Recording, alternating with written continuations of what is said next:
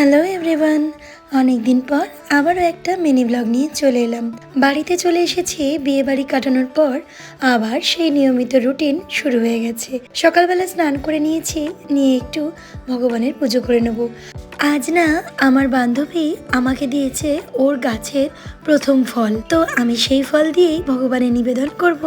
আর এইখানে দেখো পুজোর বাসনপত্র সমস্ত ধুয়ে এনেছি।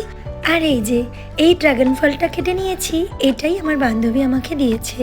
তো আমিও ভগবানের পুজো দিলাম এই ফল দিয়ে। খুব ভক্তি ভরে পুজো করলে না মনটা অনেক শান্তি হয় জানো। যাই হোক, আজকের ব্লগটা কিন্তু শুধু এই পূজা পাঠ দিয়েই রাখলাম।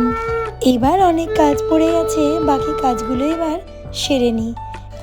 এই যে দেখছো কত সুন্দর লাগছে না আমার ভগবানকে, সবাইকে কত সুন্দর লাগছে দেখতে। আমার তো এই দেখেই চোখ জুড়িয়ে যায়। আরতি করার পর সারা বাড়িতে একটু প্রদীপের আলো দেখিয়ে দিই, আর সন্ধ্যার সময় কখনো কর্পূর কখনো ধুনো দেখাই। চলো আজ তবে আসি, আবারও দেখা হবে পরের ব্লগে। টাটা।